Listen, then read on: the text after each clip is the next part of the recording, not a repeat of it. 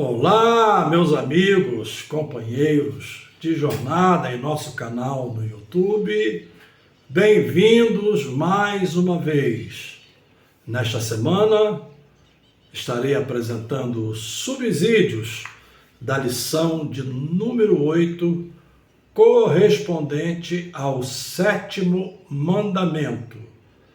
O título da lição de número 8 assim se define: não adulterarás, uma obrigação moral para a santidade e a preservação da vida.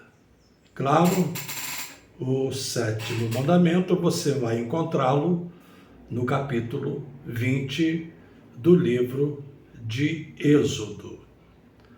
Na semana passada, eu gostaria muito de trazer subsídios para o 6º mandamento na lição de número 7, não matarás.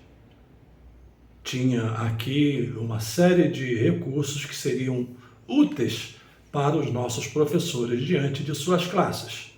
Mas tive uma semana bastante assoberbada, com compromissos com prioridade absoluta para os quais eu tinha de dar a minha atenção e eu não tive tempo para gravar os subsídios da semana passada. Mas aqui estamos, uma vez mais, e eu gostaria de fazer aquele lembrete tradicional. Aqueles que já me acompanham conhecem, e também não é para os que estão inscritos, mas é para aqueles que eventualmente assistem pela primeira vez ou já assistiram em outras ocasiões, mas ainda não tiveram esses 3 gestos. E eu gostaria de convidá-los. Primeiro, inscreva-se no canal. Segundo, ative o sininho para receber as notificações. E em terceiro lugar, comente. Quando você interage conosco, quando há uma resposta, um feedback daqueles que nos assistem, que nos acompanham, todos esses 3 gestos, muito rápidos, eles ajudam a que os nossos vídeos tenham maior tráfego nesta plataforma e alcancem outras pessoas. Portanto, repetindo, inscreva-se no canal, ative o sininho para receber as notificações e comente para que possamos interagir. Você, de onde você está, e eu aqui de Teresópolis, onde é a minha base aqui no Brasil. Feitas estas considerações, vamos então já tratar do assunto. É o 7º mandamento. Não vou me reportar às lições anteriores, nem àquele background que já fizemos nas primeiras lições que aqui estudamos e apresentamos para elas subsídios. Vou entrar diretamente no assunto. Adulterar, ou adultério, na sua forma substantiva. Adulterar é a forma verbal. Definindo, sem rodeios, o adultério é a quebra do compromisso conjugal. É a infidelidade entre os cônjuges. É o relacionamento sexual fora dos limites do casamento. Esse é o sentido do substantivo adultério. Eu poderia aqui falar de outros aspectos, digamos, de outros desdobramentos e de outras significações, mas essa é a significação básica. Adultério é a quebra do compromisso conjugal, é a infidelidade entre os cônjuges, é a prática do relacionamento sexual fora dos limites do casamento. Esse é o sentido básico, é o sentido nuclear, é o sentido legítimo do termo. Quando lemos, por exemplo, a Epístola aos Hebreus, encontramos quando o seu autor diz que o leito sem mácula, esses dois termos, no original, é uma espécie de trocadilho, usa expressões que no original, quem entende e consegue ler, vai perceber esse trocadilho para realçar a pureza do matrimônio e a pureza do sexo entre os cônjuges legitimamente constituídos. Eu peço permissão para repetir esta última frase. Prática do sexo entre os cônjuges legitimamente constituídos. Portanto, esse leito é um leito sem mácula, é uma cópula pura e santa diante de Deus, porque se dá nos limites do matrimônio.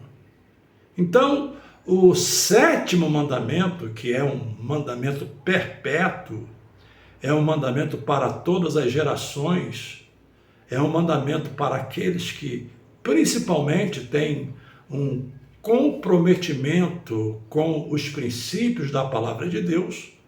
O sétimo mandamento não é uma ordenança restrita ao Antigo Testamento, mas, como os demais mandamentos, é uma ordenança que ultrapassa e é válida para todas as pessoas, em todas as épocas e em todos os lugares. Então, esse é o sentido do termo adultério, porque o sexo foi criado para ser experimentado nos limites do matrimônio, nos limites do casamento. O sexo tem algumas finalidades. A primeira delas é a procriação. A procriação do gênero humano só se dá através da prática do sexo. É provável que algumas pessoas me digam: pastor, mas hoje nós temos a fertilização in vitro. E a minha resposta é muito simples. É um recurso que a medicina disponibiliza para aqueles casais estéreis, de modo que eles podem fazer algumas tentativas e, eventualmente, conseguir gerar um bebê com a fertilização in vitro, e depois esse óvulo fecundado é transplantado no útero da mulher e passa a ter o mesmo desenvolvimento de qualquer outro bebê que tenha sido gerado através da prática do sexo. Mas o ponto que eu quero destacar aqui é que mesmo nessa fertilização in vitro, tivemos de um lado a semente masculina e de outro lado a semente feminina. Não tem como fugir do sistema que Deus estabeleceu, mesmo que seja através da fertilização in vitro. E nos casos de casais que tenham esse problema, o que se faz é usar a semente masculina do marido, é usar também óvulos da mulher, da esposa, e se faz então todo o trabalho de inseminação artificial para que se possa então, quem sabe, conseguir que um bebê seja gerado para depois ele ser gestado no ventre materno. Uma coisa não difere da outra. A A fertilização in vitro depende da semente masculina e da semente feminina, e em se tratando de um casal legitimamente constituído, não há pecado algum nessa prática. Agora, é claro que há outros tipos de famílias que fogem do padrão bíblico, famílias que distorcem. A Bíblia diz que Deus criou macho e fêmea no princípio. Então, famílias contemporâneas que fogem desse padrão, e eu não estou entrando no mérito, por exemplo, de famílias que não têm filhos, mas procuram, quem sabe, até mesmo adotar crianças que estão em condições de necessidade. Mas eu me refiro àquelas famílias que eventualmente usam a inseminação artificial ou a fertilização in vitro, né? Esses dois modus operandi. Mesmo nesses casos, e não vou entrar no mérito particular da vida de ninguém, mesmo nesses casos, esses supostos casais terão de depender de uma semente masculina, doada por alguém, ou por um banco de esperma, e também do óvulo daquela pessoa que será fecundada, cujo útero será, digamos, o ninho, para que esse óvulo fecundado possa então ser gestado e transformado em um bebê. Em outras palavras, ninguém consegue fugir do plano original de Deus. E esse é um ponto muito importante para mostrar que tudo dependerá de um homem e de uma mulher, mas se formos olhar o plano de Deus, mesmo que haja uma fertilização, mesmo que haja uma inseminação artificial, ainda assim, esses meios só devem ser procurados por casais legitimamente constituídos através do matrimônio, através do casamento, porque esse é o modo como Deus estabeleceu no início. Convém lembrar o que Jesus disse em Mateus, sem entrar no mérito também da discussão, quando lhe foi perguntado acerca do repúdio, do divórcio, etc. E de início ele já dá uma resposta direta, afirmativa. No princípio, não foi assim. Então nós estamos tratando do plano original, da forma como Deus estabeleceu. Essa é a primeira coisa que eu gostaria de destacar. A segunda coisa é a extensão do adultério. Porque às vezes pensamos que o adultério é meramente uma cópula carnal que se esgota em si mesmo. Só que, biblicamente falando, nós temos uma extensão. E eu provo isso com o Sermão do Monte, quando Jesus fala de forma muito clara, menciona o adultério, e quando ele menciona o ato em si, mas ele estende, ele amplia o conceito, e ele diz: aquele que olhar para uma mulher com o olhar cobiçoso. Vale a pena até repetir. Aquele que olhar para uma mulher com o coração cobiçoso já cometeu adultério. Então temos aí a extensão do adultério, porque não existe essa questão do lapso ou do momento psicológico. A Bíblia é clara quando diz que o pecado é concebido. E quando se diz que ele é concebido, ou seja, antes de ele vir à luz, o pecado é premeditado. O pecado nasce no coração. E o que é pecado? Pecado é transgredir as leis de Deus E uma das leis de Deus é que o sexo seja praticado nos limites do matrimônio. Então, quando é praticado fora dos limites do matrimônio, trata-se de um pecado, trata-se de uma transgressão às leis de Deus. E a extensão é tão ampla porque começa no coração.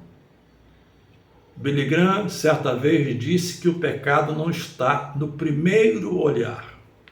O primeiro olhar pode ser um olhar desinteressado, o primeiro olhar pode ser um olhar espontâneo, o primeiro olhar pode ser um olhar sem qualquer significado, mas quando você se volta para o segundo olhar, esse segundo olhar já é um olhar premeditado e já pode vir com uma carga pesada de pecado.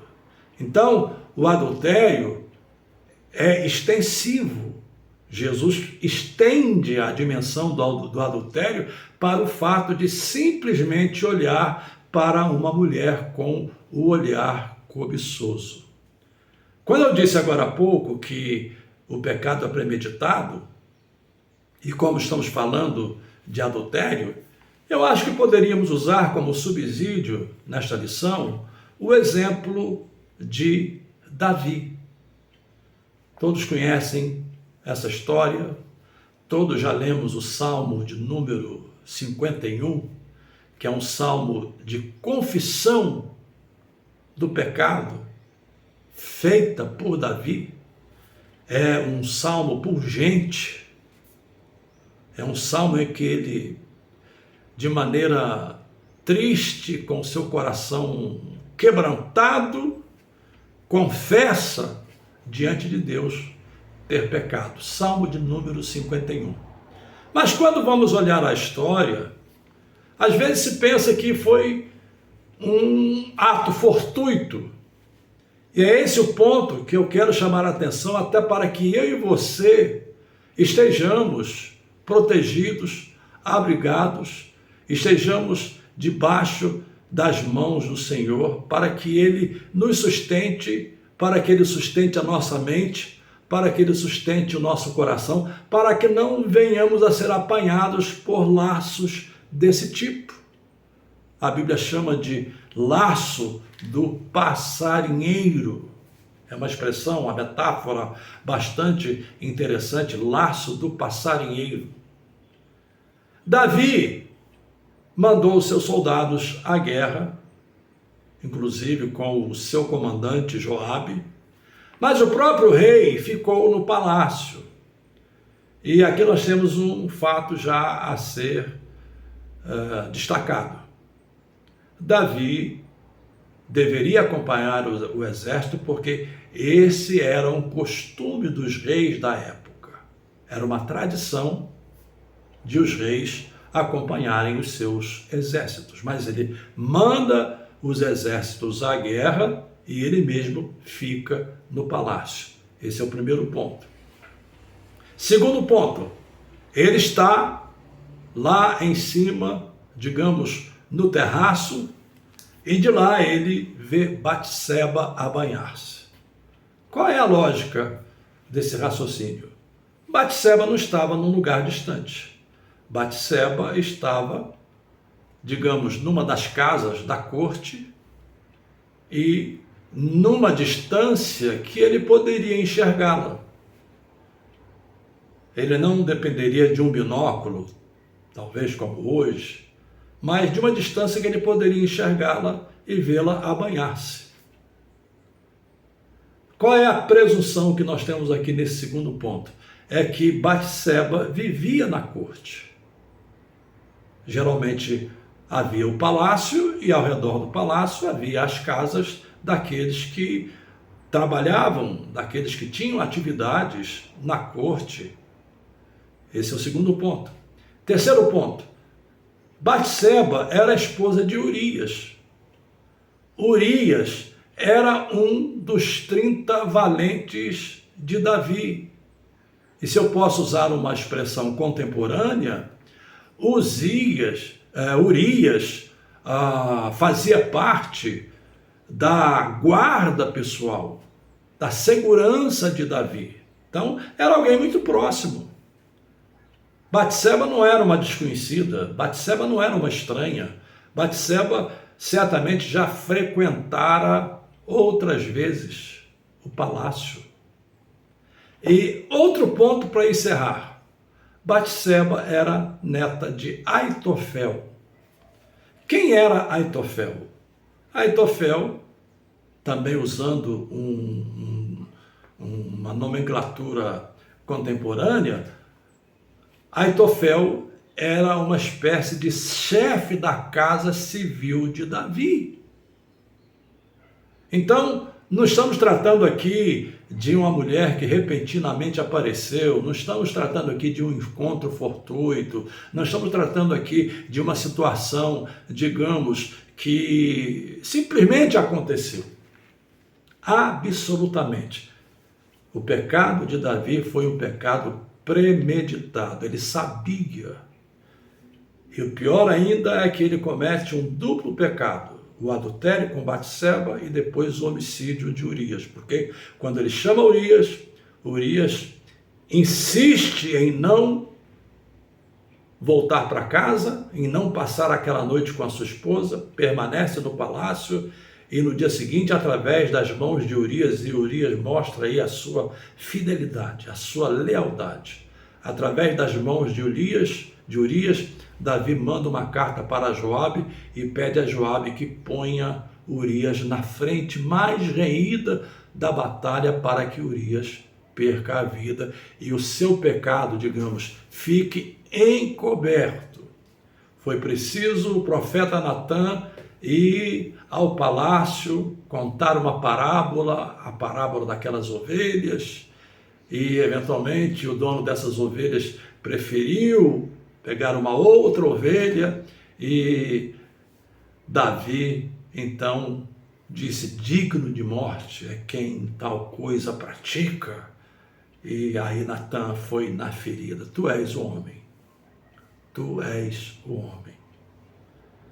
Eu não trago esse tema simplesmente para dar aqui alguma exposição teórica, mas aproveitando a lição de número 8, sétimo mandamento, eu trago esse tema como uma advertência, primeiro para mim. Vamos começar logo de forma muito transparente. Primeiro para mim. Em segundo lugar, eu trago esse tema, que é o tema da lição, e os subsídios dessa forma, para nós pastores e líderes em geral e obreiros da Igreja do Senhor. Precisamos agir com cautela, com sabedoria, precisamos tomar medidas preventivas. O que são medidas preventivas? Eu poderia aqui citar algumas delas. Por exemplo, você não deve permanecer conversando com uma mulher por tempo demasiado que possa conotar alguma outra concepção. Evite conversas longas. Claro, conversas rápidas, um diálogo ou outro, mas conversas longas. Evite essas conversas. Esse é o primeiro ponto. Na medida do possível, evite estar sozinho, esteja ao lado de sua mulher, de sua esposa. Eu sei que nem sempre é possível, eu sei que às vezes viajamos e nem sempre a esposa pode estar ao nosso lado, mas eu estou sendo prático aqui. Evite estar sozinho, mas sempre com a companhia de sua esposa, porque ela será o seu suporte, ela será o seu amparo. Aí você dirá: pastor, mas eu não sou uma pessoa confiável? Você é confiável, a sua carne não. Eu sou confiável, mas a minha carne não. A minha carne não é confiável. E vou dizer aqui uma frase para passar a régua, usando uma expressão comum. A carne de ninguém é confiável. Não confie na carne, não confie na sua força. Então, tenha medidas preventivas. Na hora de fazer um gabinete, procure ter a sua esposa ao lado.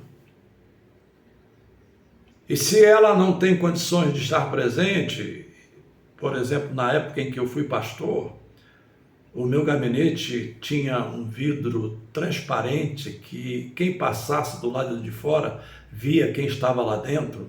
E eu chamava uma irmã já idosa para que ela viesse e ficasse ali do lado de fora. Ela era o meu amparo, o meu suporte, na hora que eu tinha de dar um gabinete, um atendimento no gabinete a pessoas do sexo feminino. Outro ponto interessante, não dê carona, se você estiver sozinho, a nenhuma mulher, a não ser que seja uma avó aí de seus 70, 80 anos, mas a nenhuma mulher em caráter algum. Mas está na chuva. Que ela procure uma marquise para se amparar, a não ser que seja uma situação extremamente grave, uma tragédia, uma catástrofe. Eu não estou aqui tratando das exceções, eu estou tratando aqui da normalidade. Então, não dê carona a ninguém se você estiver sozinho no seu carro. Não dê carona.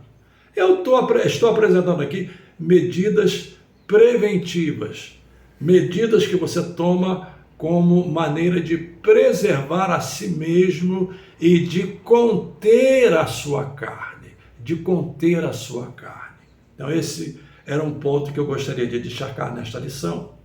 Não adulterarás, porque infelizmente vivemos uma situação muito difícil hoje e existem pecados encobertos e às vezes as pessoas têm medo de confessá-los, porque também, por outro lado, a igreja trata de uma forma, digamos, inquisitória e não restauradora. E o papel da igreja, seja para quem for, não é um papel de inquisição, mas é um papel de restauração. E é nesse sentido que a igreja tem de agir, mas alguns talvez com a preocupação de serem expostos, acabam preferindo viver uma vida pecaminosa e eventualmente nós estamos aí vendo confissões até de nomes ilustres. Agora, recentemente, vou evitar citar aqui o nome, mas um dos grandes ensinadores, não só dos Estados Unidos, mas ele era conhecido praticamente no mundo todo, e infelizmente recebemos a notícia do seu relacionamento inapropriado fora dos limites do casamento. Então, são medidas, digamos, protetivas que precisamos tomar. E um outro ponto, já estou caminhando para a conclusão, em relação à questão do adultério, é que, além da extensão que eu já mencionei, existe um ponto a considerar. Lá no capítulo 19 de Mateus, quando Jesus trata da questão do divórcio e do repúdio, ali se menciona a não ser por causa de adultério. Mas, segundo alguns que dominam a língua original, a melhor tradução seria infidelidade conjugal. E esse ponto eu trago à tona até para tentar pôr as coisas nos seus devidos termos. É que infidelidade conjugal é uma expressão mais ampla e geralmente, esse é o ponto, quando começa a haver a infidelidade conjugal, ela não é meramente o ato do adultério em si, mas é o ato de se negar ao esposo, de se negar à esposa, é o ato do afastamento gradual, é o ato de começar a buscar satisfação pessoal fora de casa, quem sabe, em outras companhias.